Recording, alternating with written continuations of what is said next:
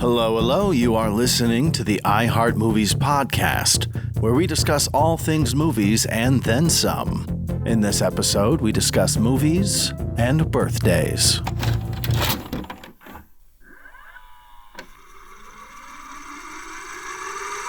On today's show, we will be talking about our favorite birthday-related topics in the movies. And now this could be our personal memories, something to do with our birthday, or birthday scenes that happen in a movie. This is our top 5 personal list, so there are no wrong answers. But before we get to that, introductions are to be had. My name is Jimmy. Addison. Timmy. Monkey. All right, fellas, let's jump right into it. Who wants to start with their number 5?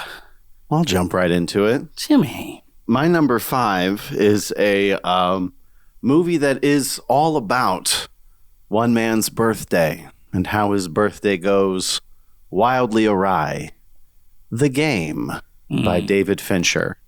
I absolutely love this movie, and it would be terrifying and I guess also really exhilarating to play that game. And I love how that whole movie is just sort of like playing with your mind as a viewer, as Michael Douglas is also being played with the entire time. That's my number 5. That's a good one. That is a good one. Yeah, that's a good... I watched that movie a lot growing up. Never seen it. Never seen it? It's good. It's a good. I know you're all surprised. You'll notice a theme. And I think he's seen the least amount of us all. Here, unpopular opinion, not a big fan of that movie, but I've only seen it one time, and it's because the whole thing is that it's a game that he's playing. So the entire time I'm like, but none of this is real. But I guess that's kind of the point, right? Is like because he doesn't know that. Because is it or is it not? Yeah. Well, is it not? I think they do a really good job of setting it up like it's a huge scam, like it's this big pyramid scheme with all of these like wealthy people. Right? And like Sean Penn's character who gets him in on the game, he comes back and is like, oh no, this is what they do, and they told me that I would be able to get out if I got you in because you're worth more money, but they're still not leaving me alone. And it just seems like this huge scam, and because that it's so tailored to every individual, it's like that is a very specific game for Michael Douglas's character. And there's one scene kind of early on where Michael Douglas, he's sort of questioning some other people at this like bar, about like this game. What's it all about? And what was it? He was like something along the lines like I was blind, but now I see, sort of quote. And they were all just like, I remember my first time, the first time I played the game. And it's like they went back and did it again. And I'm almost thinking, it's like, well, how would you be able to pull that off again to that extent? I don't know. For me, that moment that you're talking about in the game is reminiscent of when people would tell me about The Matrix, except The Matrix was disappointing in comparison to experiencing the game. Just pointing that out. So for the record, that movie has nothing to do with Triple H, the WWE wrestler. Correct. Okay. This predates that game by like a decade.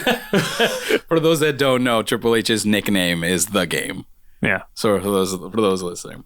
All right. So you know what? I'm gonna have to rewatch. I think with new fresh eyes, The Game, because I absolutely love David Fincher.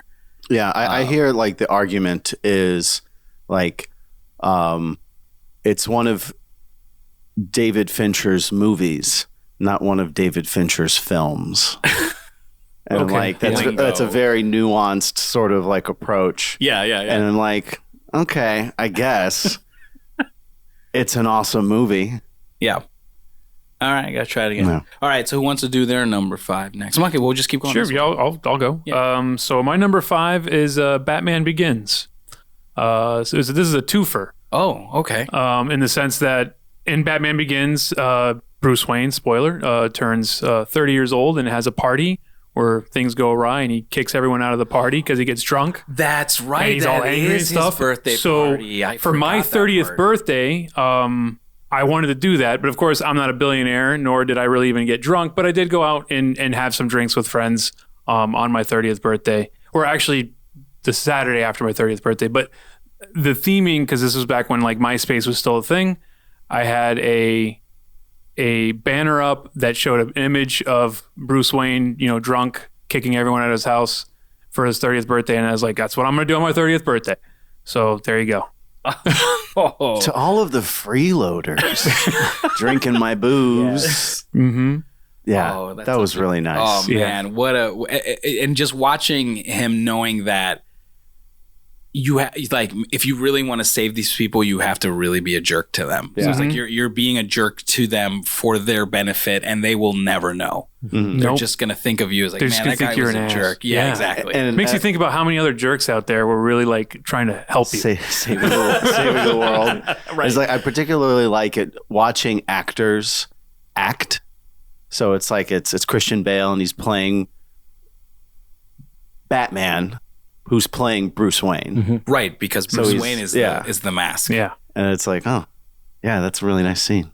Yeah. Yeah, he did say in an interview that the way that he approached Batman, Christian Bale, meaning the character, is that there's really three of them, because there's Batman, and then there's Bruce Wayne in private, and Bruce Wayne, the public figure. Mm-hmm. Mm-hmm. So in the Christopher Nolan version, the playboy, billionaire, is deliberately set up to make you think this guy can't do anything.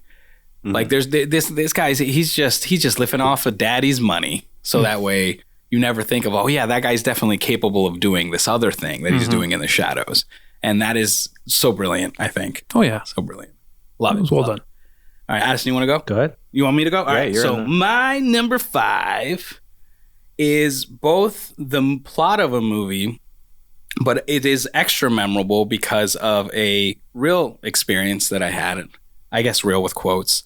And that is Happy Death Day. I was going to... Were you going to say Happy Death Day? That was on my list after I'd already put down my 5th, but yes, go ahead. Okay. So for me, it's extra memorable because for anyone that's been to or not been to Universal Studios Halloween Horror Nights, they have haunted houses based on, oftentimes on movies, whatever that may be. They do have original houses as well. But on this particular year, for the first movie of Happy Death Day, I had never seen the movie. So I didn't know what the plot was. So you're going through the house like, what is happening? Exactly. Yep. So I go through the house, and if you've seen if you're not aware, the plot of the movie is that a girl wakes up, she basically gets murdered by, and then she wakes up again. Exactly. And she lives, it's basically Groundhog Day, a time loop plot line, but with a slasher. Yeah. So she's getting constantly killed, and every time she dies, she's like, all right, let's try and figure out who the killer is now, who actually killed me now. And you're just going over and over and over again. So the haunted house is you constantly waking up in her college dorm room. And I didn't know what was going on. And it is one of the few times in my adult life where I've started questioning my own sanity, because I'm looking around going like, is this supposed to be happening? That's awesome. Did I take a wrong turn?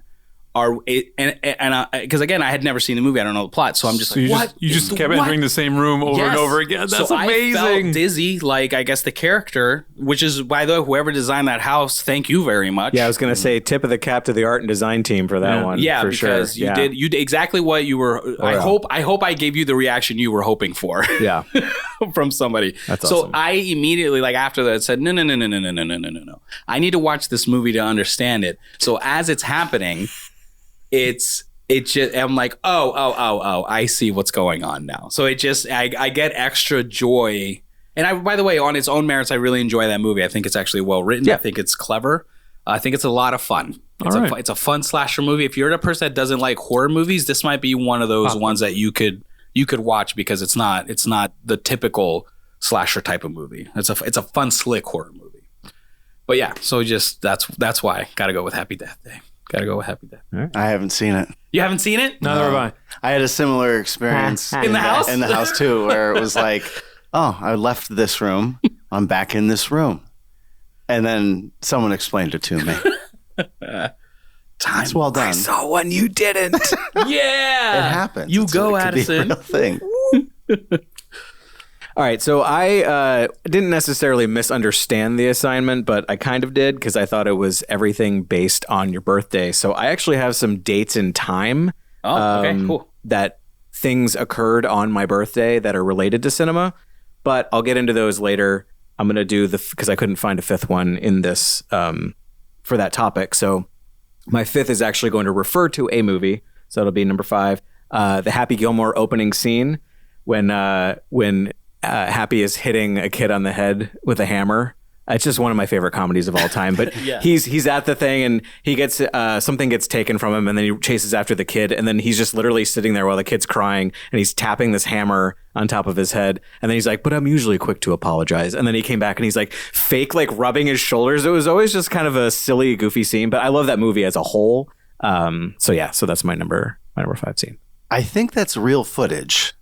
Is it? I've heard that that's real footage of young Adam Sandler at his own or a birthday party. Oh, Because I feel like that awesome. that kid looks a lot like a young Adam I don't Sandler. know about that. It's either great casting or that was Wow. really him. Like that's something that I heard, but that's like not fact checked at all. I don't Just think like I don't think it's true, but Yeah. we'll see. We'll find out. We'll see. We'll get the fact checkers on that. Okay. But yeah, I do like that. I guess in the meantime, are you done? I'm done. I'll jump into number 4. All right, Timmy, number 4. You can fact check that while I talk about this. Fact that. So another movie where the catalyst is a birthday party, City Slickers with Billy Crystal, Daniel Stern, Jack Kirby. I wish that had been on my list. Is that him? Oh, Jack Palance. Jack Palance. He looked exactly like my grandfather. So my grandfather was cool and scary. Never Nice. seen it. It's very It's very a classic. good. It's very I know. good. I've seen it a lot.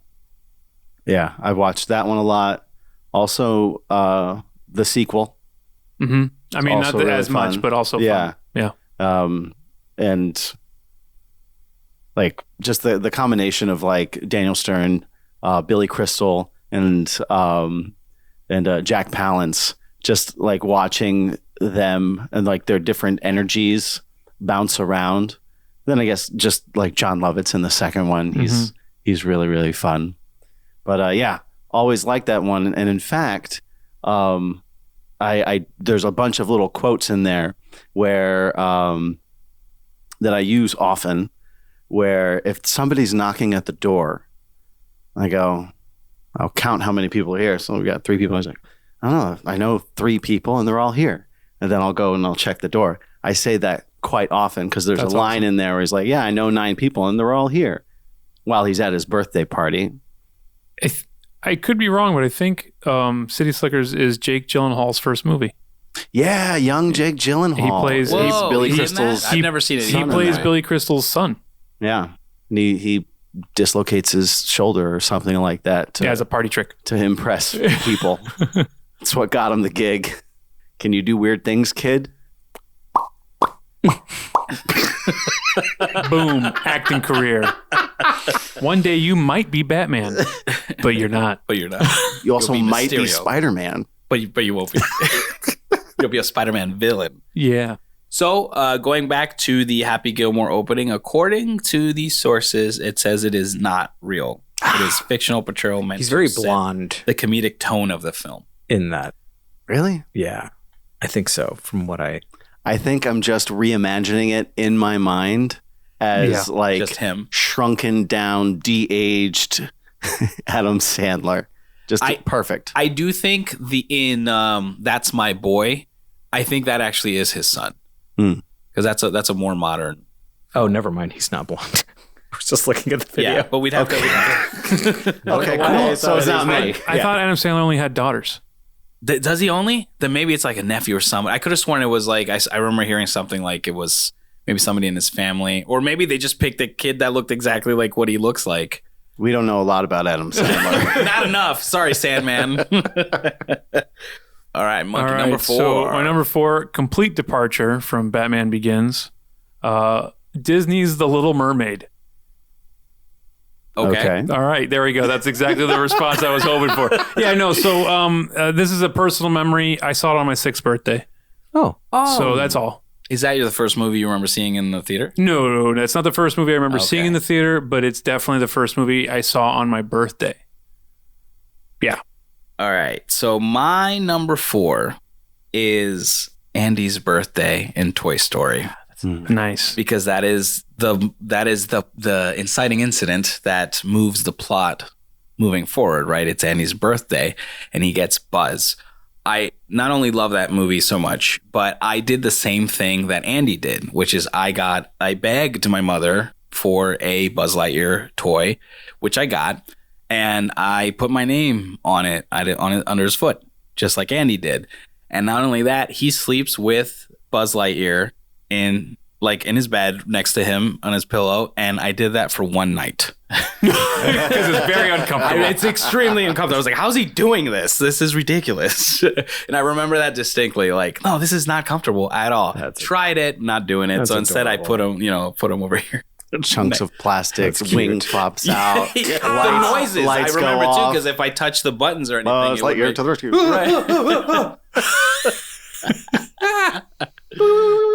All right. Addison, number 4. So this gets into my top moments that happened on my birthday. So March 27th, 1973, Marlon Brando declines the Best Actor Academy Award nomination through Sachin Littlefeather, who's an American Indian, protesting the way that American Indians were portrayed on screen.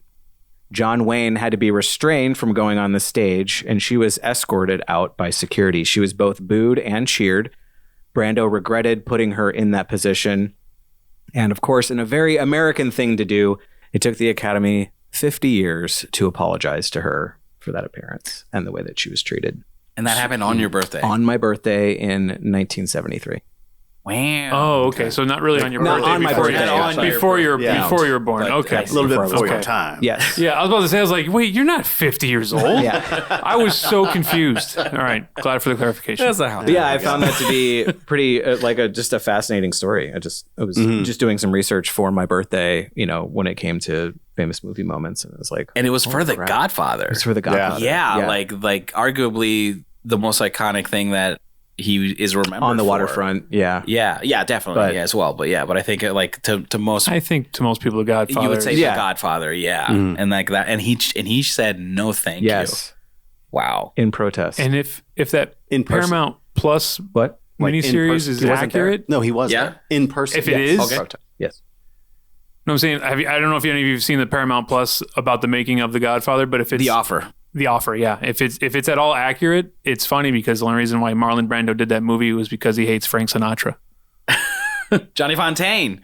When they did Guys and Dolls, they were feuding, Sinatra and Brando. And there's a scene in there where they're at like a pie shop, and Brando gives Sinatra's character a slice of key lime pie, and he has to eat this pie, Sinatra does, while Brando is giving out this exposition. And he keeps on messing up his lines. And he ends up having to eat like 3 whole pies to where the point to where he had to like throw up from consuming too much pie. And by the time he threw up, Brando's like, okay, I'm done fooling around. We'll get it in one more. And then he does it line perfect. And he was like, I did that just to mess with you. What a legend. Oh, my. Brando. Yeah. They weren't friends. No. I love it. So, I have a Godfather one too. Wow, what a segue. Yeah, Whoa. right. Mario Puzo, the writer of The Godfathers, was born on October 15th, which is my birthday. Which is your birthday. Wow. Did you go in Happy Death Day on your birthday? No, but I could have. That was in October. Yeah, that was in And October. usually, that's something that I would do, is go to the Halloween Horror Nights, because It's right there. It's my birthday time. We live right down the street from it. So, yeah. It's possible. Okay. So my third one, Number three is a movie that does also have a birthday scene. Mm-hmm. However, I didn't even think about that till after we sat down, because I picked it because it was a movie that came out on my birthday, which was Glass. And in the film Glass, there's a moment where Glass receives a birthday gift that he has to go pick up in the park. Actually, I take it back. That's actually from the first film, Unbreakable. But there are scenes with that same little boy that except I think in Glass he's riding on a, like, not tilt-a-whirl, but one of those centrifugal force rides, like at a fair. Okay. Yeah. Right. Yeah. But yeah. All right. So my number 3 is Fellowship of the Ring, Bilbo's 111th birthday. I mean, what a celebration. Mm-hmm. First of all, I remember watching it and thinking, 111? That's crazy. For some reason, that just like blew my mind. Mm-hmm. These are not humans. They're hobbits. He looks good for 111. Oh, dude, he looks great. He doesn't look a day over 110. I mean, I'm telling you.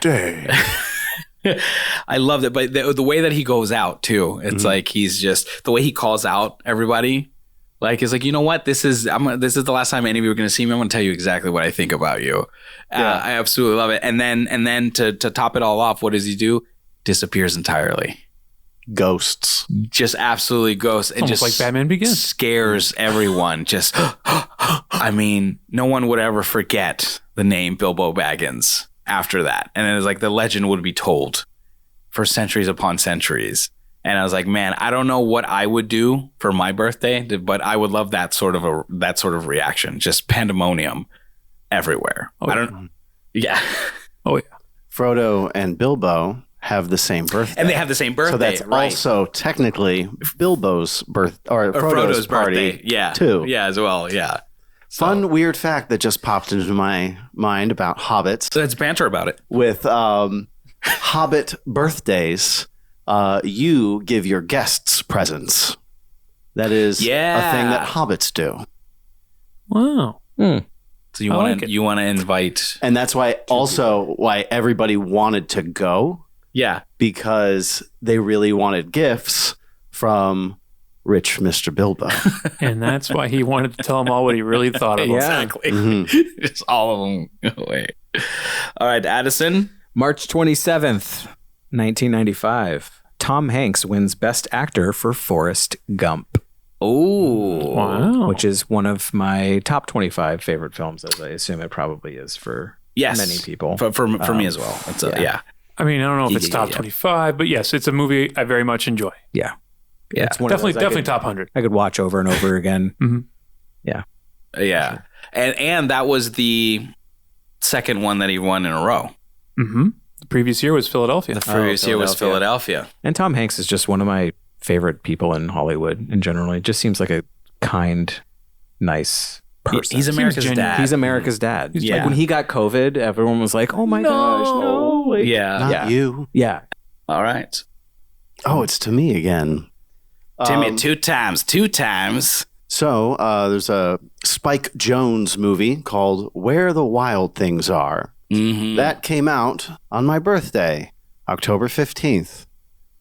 I don't remember which year. 1955. I think it was 2009. Oh, way off. I love this movie. It's one of my favorite movies.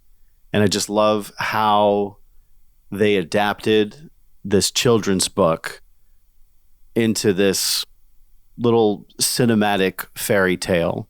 And the VFX in there are amazing. And John Gandolfini? James Gandolfini. James Gandolfini. Yeah. Yeah. He's one of the voice actors in there. Chris Cooper. I think Catherine O'Hara. Paul Dano. Wow. And they play the wild things that young Max finds. And it's just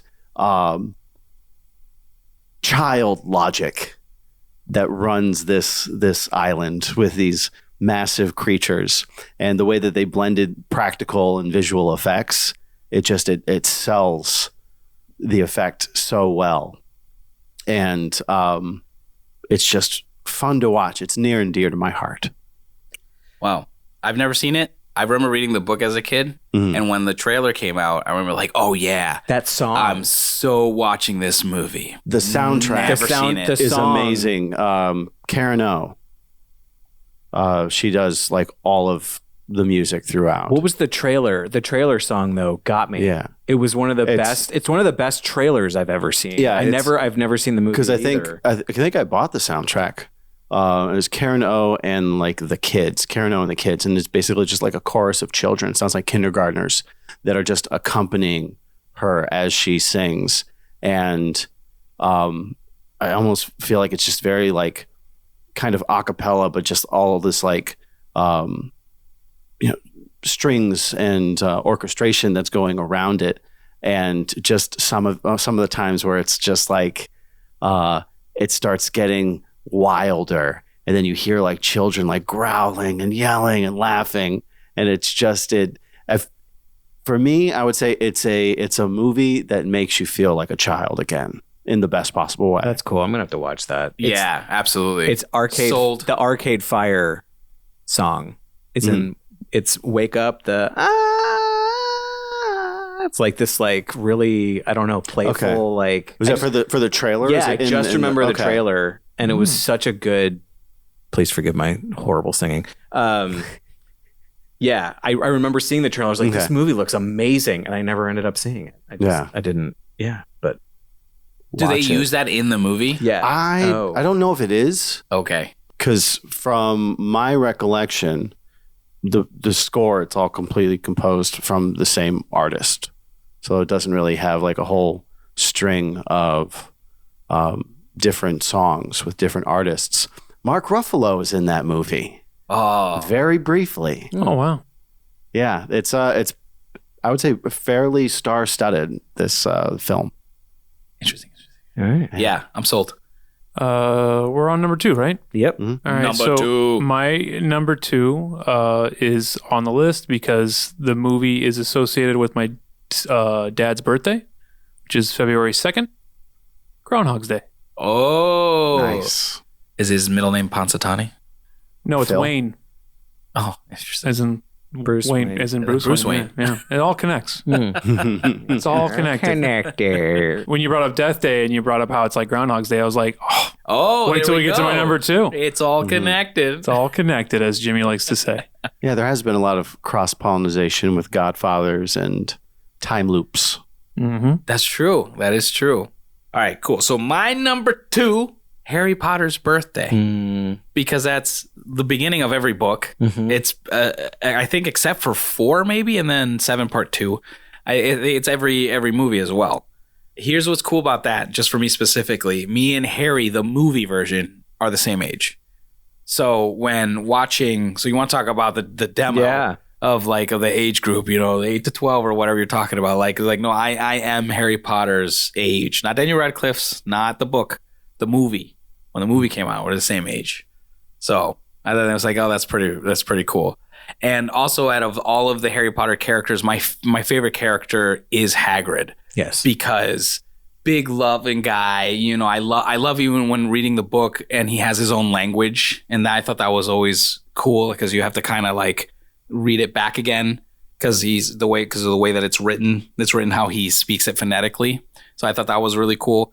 When he has the birthday cake and it's spelled wrong, and it's like "Happy Birthday, Harry," and it's like I've been sitting on it, Yeah. Because that again, I guess kind of talking about Toy Story. It is the inciting incident, isn't it? It's Harry Potter, Hagrid coming and getting Harry Potter to take him to this wizarding world, and then it's like, and which kid has never dreamed of that? Oh yeah. Right? Like, man, like to have that actually be able to happen to you, it would be a dream. Especially in Harry's situation that he's in. It's right, because he's in a completely getting rescued. Bad, yes. So he's the rescuer. It's both the worst and best day of his life because he's getting to go to Hogwarts, but he's also like, it's your birthday and you're being treated like garbage. Like, that's so awful. And the scene when in the movie, specifically when they're at the lighthouse and the storm's happening and he's in the dirt, and because they 16 candled him. They did not, which by the way, honorable mention to 16 Candles. Yeah, it's too obvious. They didn't even know that it was his birthday. They didn't care that it was his birthday. So he has to draw his own birthday cake. Like, that is so heartbreaking. And what a way to just get us, the audience, immediately on his side. Yes. I mean, it is such beautiful writing, whatever you think of JK, completely aside. Like, between the book and then Chris Columbus and how he was able to portray that, it was one of those moments I remember specifically watching and going, I'm in. You know, like, I'm in, I'm strapped in, and I'm here until the very, very, very end, no matter what happens from here on forth. Yeah. And it is a generation-defining, I think, moment and movement, and here we are, and now we have the theme parks, and so it's everlasting. I think we have the spin-off films, whatever you may think of them, but you know what, they happened, and as of this recording anyway, they're redoing the show, or redoing it as a show on HBO, where it's a one book, one season, where it's supposedly going to be more accurate to the books, and they can elaborate a lot more. And I'm really looking forward to it. Yeah, because I think if you were ever to remake anything like that, that's the way to go. Because you've already done the movies. So do it as a show, elaborate it, and extend it. So I'm actually very, very excited. And I've talked to other quote unquote Potterheads about the show, and I was curious about how they felt about it. And I thought some people might go with the whole like, no, just leave it alone. But no, I actually find most people are actually looking forward to it. And I think it's precisely because of the take that they're going for, which is to do it more accurate to the books. So you always have to ask, anytime a movie's made, like, does this need to be made? Why make it? What makes it different than something that already exists? And I think the Fantastic Beasts was money. That was the answer. And this one is, well, for those that have read the book that want to see it fully from page to screen, this is what we're going to give them. And yeah, so I'm really looking forward to it. But yeah, it means a lot, clearly, to me. Yeah. So, and to a lot of people. It's a good one. So, got another Oscar moment. March 27th, 2022. What happened? 2022? So that's Oscars? Mm-hmm. So I'm going to guess that it wouldn't be. Is it when they said the wrong name? No. Nope. 22? So that, I think, is when... Oh, Will Smith and Chris Rock had their altercation. The slap. It's memorable, that's for sure. Has the Academy apologized for that? Yeah, probably. Or are they waiting 50 years? Yeah, I don't know. They banned him for 10 years. Yeah. That doesn't mean he can't be nominated. That means he's just not allowed to attend. Yeah.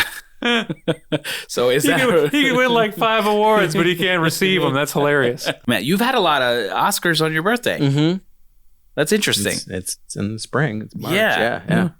March Madness. And Luck of the March draw. Madness. Yeah. Luck of the draw. Luck. Fantastic. Your number one? Not last year, but the year prior. I bought myself a Hammer Films horror collection. Oh, yeah. So some old school horror movies. And the one that I watched on my birthday was The Curse of the Werewolf, starring Oliver Reed, who you might know as Proximo in Gladiator. Gladiator, yeah. And watching this, I knew what Oliver Reed looked like as an old man. So as I'm watching this, I'm waiting for someone to pop up that goes, that's Oliver Reed. And I think I go through like 3 different people who I think could be him. I'm like, oh, is that him?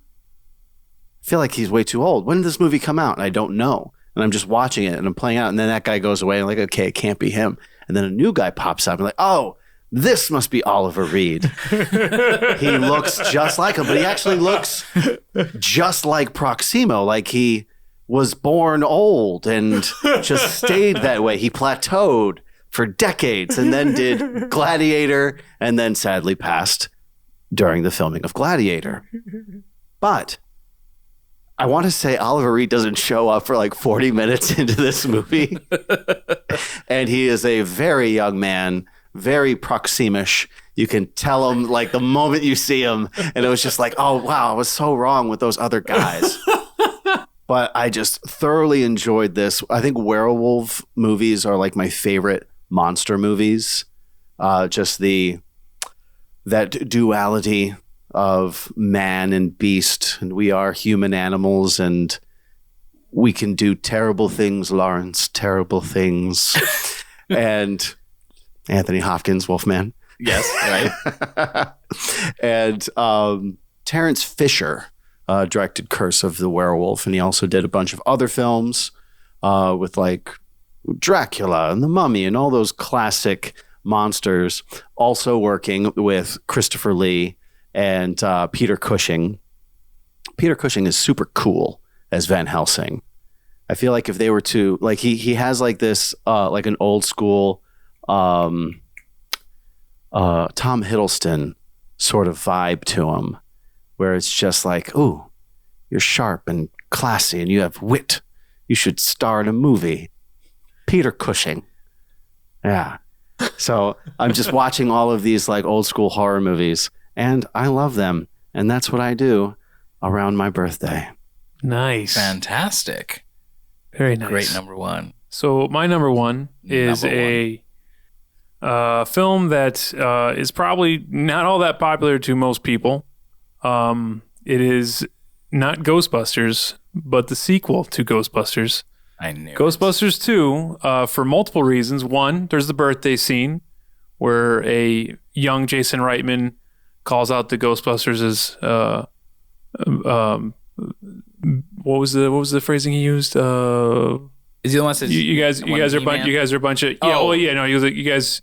My dad says you're full of crap. That's what he says. He said, my dad says you're full of crap, which is really funny because his father is the director of the movie. Yeah. And he's saying that directly to Dan Aykroyd, who wrote the movie. So I think that's hilarious. But then also on top of that, there's a scene later in the film where you're seeing all the Ghostbusters have been dispersed because the business had crumbled, which you're kind of given, you find out how it crumbled after that birthday scene. And then you're starting to see what everyone else is doing. And it gets to Peter Venkman, who is hosting his own television show, World of the Psychic. And he's interviewing two people. And the first person is essentially alluding to what the movie's going to be about. And then he gets to the second person who says a completely different time of when they think the world is going to end. And she's like, the world will end on February 14th in the year 2016.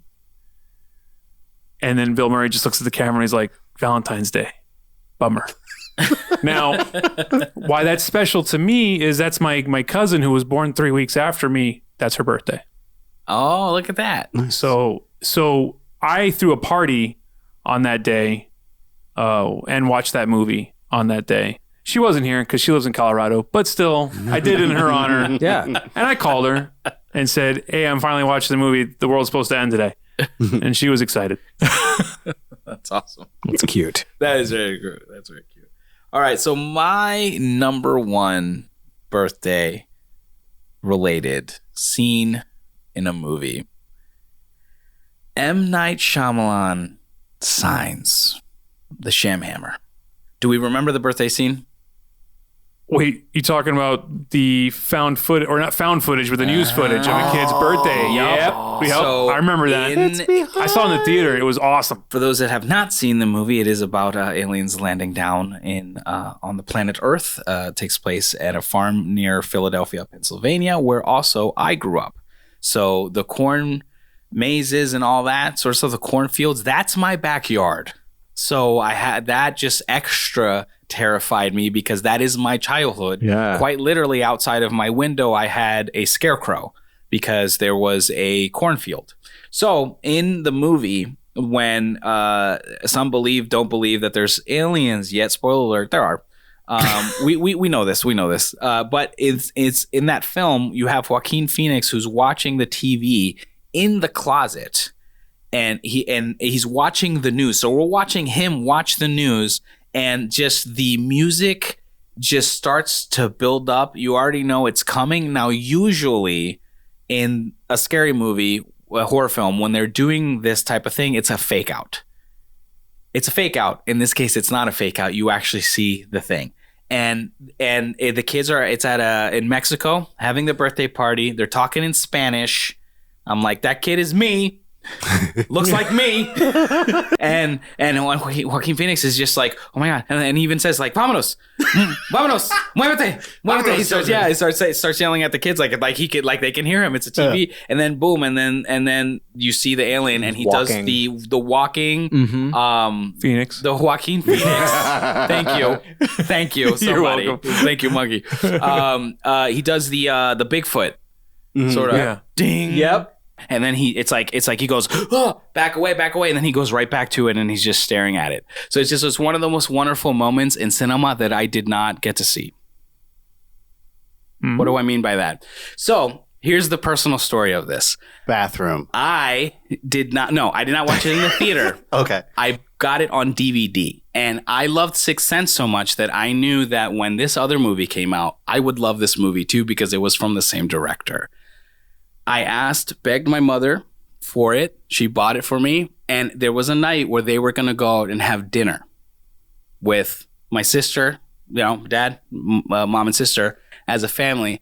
And I said, can I please not go?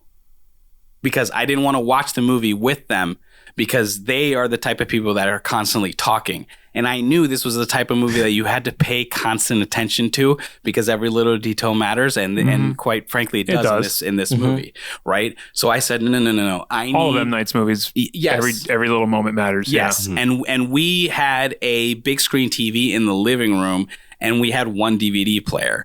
So I had to watch it in the living room. I couldn't watch it in my room or anything like that. And I wanted to watch it on the big screen and I wanted to watch it by myself, knowing very much that no one would bother me because I wanted this experience of just me and the film. So what's happening is as that scene is going on and the buildup and the buildup and the buildup, I hear outside of my door when I'm in the living room, the trash cans go.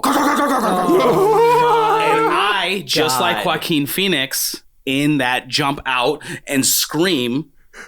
And I'm like, and it's nighttime, mind you. It's late. I'm 12, I think. I'm scared to death. I don't know what the heck is going on. And I just hear through my front yard. And just kind of like how the movie does, I'm looking outside and I'm seeing things move and I can't see what it is what is causing this. What is causing this? So I'm that guy in the in the scary movie. Where you go out to it? Yes, I go out. Because I'm like, what? I paused the film, by the way. So I'm like, good. So I paused the movie. I grab like a knife, like a butcher knife, and a flashlight, and I'm just trying to see what it is. So I'm going out, and I'm just like, all right, what is this? Is this an alien? Am I going to be abducted? Not without a fight, my friend. Not without a fight. So I'm going, and it's at 12. Huh? At 12. At 12. So just right, and I go, and what I realize is it's raccoons. It's raccoons in the trash can, and there was like a family of them because there was babies too, and so they're just going all over our stuff, all over our front yard. So I'm just like, oh, and I'm like, okay, at least it was that. So I put it up, the trash is out. I clean it up. I'm like, all right, cool. So I'm just, my heart's racing, my heart's beating. It's coming out of my chest. My heart's beating here in this story. I'm like, all right. So finally, I go ahead and I sit down. I'm ready for this movie now. And I press play, and that's the moment that the alien comes out. But because I'm not like fully focused yet, it just sort of happens. And I'm like,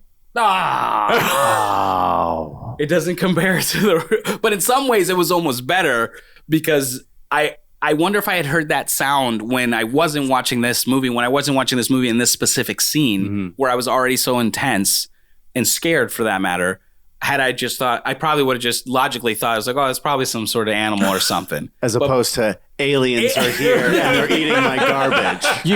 You lived a movie moment within a movie. Like while you were watching a movie, a movie thing happened to you that would happen in a movie. Yes. Well, now I'm embarrassed that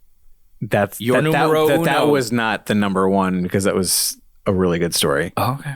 Mine is not a good story. However, because it isn't a It is story. your number one. It isn't a story. It is just a fact. I share a birthday with a famous director, Oh, I like this. Quentin Tarantino. Oh, dude. Oh. Lucky. So, I mean, That's a Pulp good one to Fiction, Inglourious Bastards is one of my favorite films of all time. Django Unchained is one of my favorite films of all time. Like, yeah.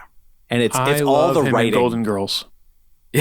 Yes, Elvis. He's Elvis in Golden Girls. Yes. Sorry. Yes. No. I mean, just the writing, the directing, like everything is amazing. Top and it's notch. it's always funny because he's always remembered for all the gore that happens in his films. And I remember his films for the writing, for the dialogue, for the deep character stories. That's where I get my excitement for his films. Yeah, So- yeah. And I make the argument just like there's plenty of movies with gore and we don't remember it at all. Right. The reason is because of the dialogue, because of the characters that we Yeah. care. Because if there's stuff happening all the time, but unless it's unfortunately true, if it's not people that you care about, Yeah. you're not going to remember about it as much or Yeah. care about it as much, really. Well, and it's funny because I remember watching Django So that's and true being with like, fictional characters. being like, as well. oh, when's it coming? When's it coming? Oh, it's all at the end. Like it's just Right, yeah, just yeah. absolute. Love Like that. it's almost like he's like, oh yeah, I forgot. This is a Quentin Tarantino movie. Let's go. You know. So Yeah. yeah, Yeah. Wait a minute. I'm making this movie. yeah, exactly. Thanks for hanging out with us on iHeart Movies. If you enjoyed this episode, be sure to follow, subscribe, and share with your fellow movie fans. Until next time, happy watching.